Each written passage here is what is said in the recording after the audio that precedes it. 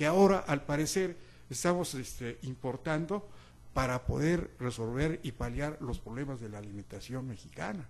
Aquí existe una gran contradicción en los gobiernos posteriores a los revolucionarios. Se dice que el último gobierno de la Revolución Mexicana fue el de José López Portillo. Pues ya vienen los gobiernos del neoliberalismo, comenzando por Miguel de la Madrid Hurtado, Carlos Arenas de Gortari, Zedillo Ponce de León, Ernesto, y ya no se diga de Fox, Vicente Fox Quesada, y del actual presidente de la República, que siguen esa corriente neoliberal y globalizadora que tanto daño le ha causado a la situación mexicana. ¿Por qué razón?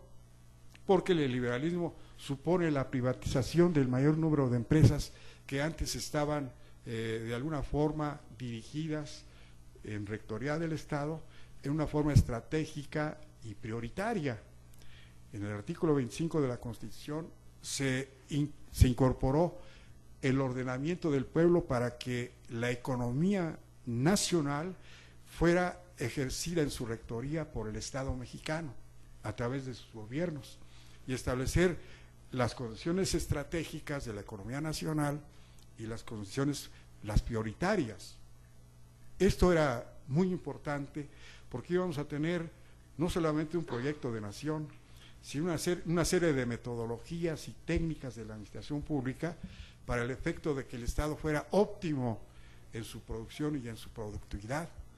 No olvidemos que el desarrollo económico de México, desde don Lázaro Cárdenas hasta José López Portillo, fue tan grande que logramos ser una de las 15 mejores economías del mundo. El peso mexicano era muy sólido, la producción agrícola, industrial, comercial, de servicios y el sistema financiero y económico mexicano era muy sólido. Entonces, quiere decir que los ordenamientos y los principios de la Revolución Mexicana estaban cumpliendo con su cometido.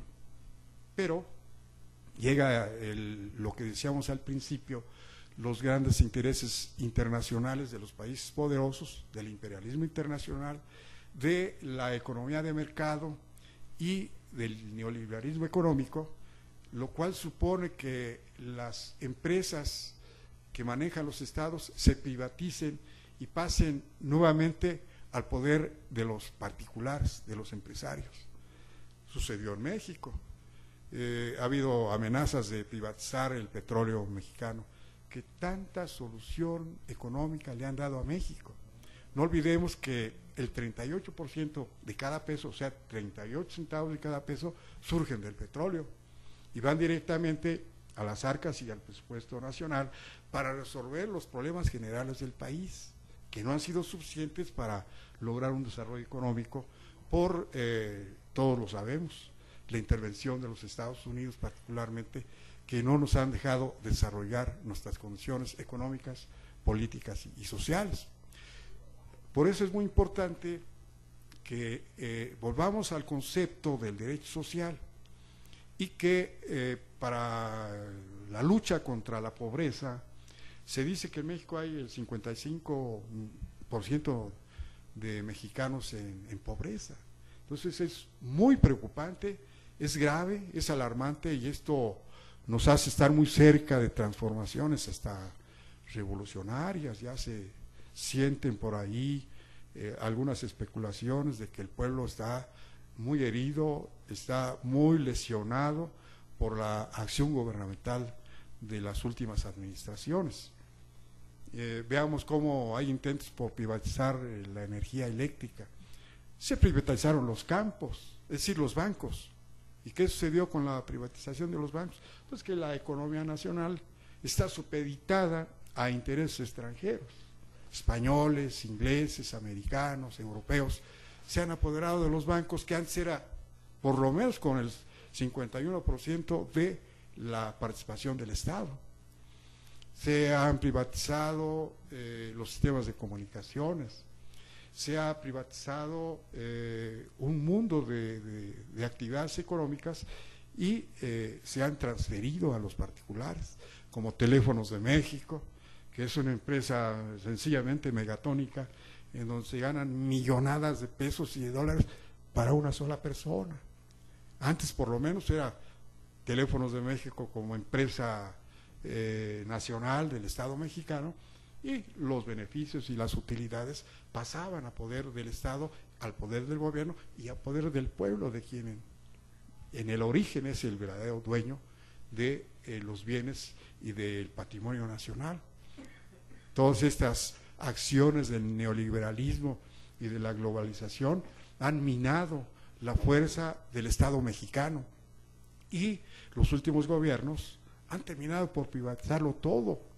Hasta ahora el Seguro Social, que es una gran obra de la Revolución Mexicana, porque llevó a miles de mexicanos a tener una seguridad en su salud, en sus condiciones generales, pues lo han estado atacando y lo han estado privatizando a través de mecanismos, ¿verdad?, de la participación de las empresas privadas, de instituciones, de particulares que están en fideicomisos, en aseguradoras, para que los fondos del Seguro Social pasen a estas empresas y el beneficio sea para las empresas en el fenómeno del capital. Entonces veamos cómo todos estos aspectos le han perjudicado al país. ¿Por qué? Porque no se ha desarrollado la industria nacional, por un lado, y por otro lado la inversión que viene es súper asegurada para ganar grandes cantidades de dinero que después se envían hacia el extranjero. Bueno, este es el fenómeno por lo cual los juristas en la actualidad, los abogados, los investigadores del derecho, qué bueno que está con nosotros el presidente de la Asociación Nacional de Doctores en Derecho, porque la ciencia jurídica y el derecho como instrumento de justicia, pues todavía tiene mucho que hacer, no solamente en el campo internacional, sino a lo que a nosotros nos interesa, que es la economía nacional, la sociedad mexicana, el desarrollo nacional, ¿no? De esta manera, el derecho tiene que sufrir una serie de transformaciones y volver nuevamente al espíritu revolucionario que animó a quienes fueron a entregar su vida, porque si vemos, la mayor parte de los caudillos revolucionarios murieron asesinados, murieron en aras de sus ideales y murieron por los enfrentamientos políticos que vivieron.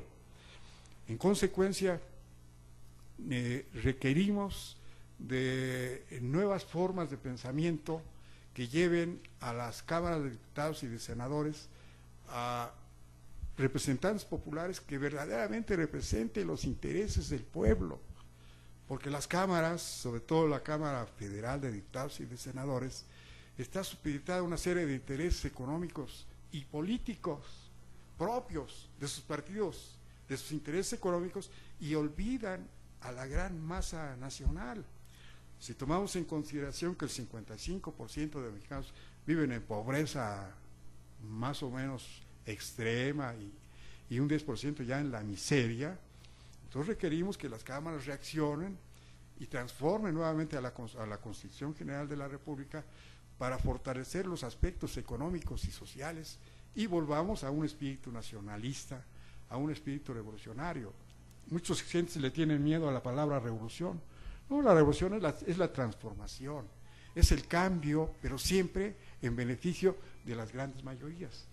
El derecho social está llamado a reivindicar a los 55 millones de mexicanos que están en desempleo, en desnutrición, en injusticias, en calamidades, en una serie de problemas que pues amenazan la estabilidad del país y frustran y niegan los ideales de la ciencia del derecho o del derecho como instrumento. ¿Cuál es el fin del derecho? La justicia. Pero no solamente es una justicia individual, porque muchos la pueden lograr, pero las grandes mayorías no. Y en este sentido, el derecho en estos tiempos y hacia el futuro de México se debe transformar. Ya sabemos que los problemas no se resuelven con la creación de leyes o decretos, pero sí se crea con disposiciones, preceptos, normas que sean la base fundamental para el desarrollo de todas las clases sociales. En México hay barruntos de inconformidad, estamos sujetos a la delincuencia organizada, al narcotráfico, a la inseguridad, a la violencia.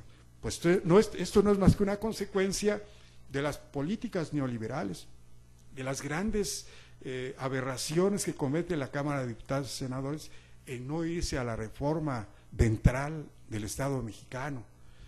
Por eso vivimos épocas de importancia en el derecho, pero no hay más que fortalecer al Estado, al derecho público, como soporte del derecho social, que es el derecho de las masas marginadas, de las masas que han caído en improtección o en desprotección del Estado y de la sociedad misma. Requerimos que los grandes capitales inviertan verdaderamente en el desarrollo de las condiciones sociales de sus habitantes y, como consecuencia de ello, decir que el derecho social tiene una vida muy intensa, muy sólida, muy necesaria, y que seguramente los estudiosos del derecho y los nuevos políticos que vengan a los órganos de la representación nacional en los tres poderes de gobierno, el ejecutivo, el legislativo y el judicial, vengan con una nueva tónica, con una nueva inspiración de pugnar por una verdadera justicia social, en donde el derecho y las leyes, las normatividades, sean la base para esa transformación, sin necesidad de incorporarnos a un proceso más violento, tal vez armado, que haga que se transforme radicalmente al Estado mexicano, porque este Estado no está dando buenos resultados. Por eso requerimos nuevos gobiernos, con una inspiración de verdadera justicia social, de verdadera equidad, de verdadero pensamiento para desarrollar a todos los mexicanos que tienen derecho a ser dignos y a ser felices. Y esa es una de las grandes aspiraciones del derecho en general, la realización de la justicia, pero una justicia para todos, que sea susceptible de desarrollar sus condiciones individuales y colectivas y lograr los grandes fines del Estado y de la sociedad, que es la justicia y la equidad. Muchas gracias, y para ampliar más el concepto.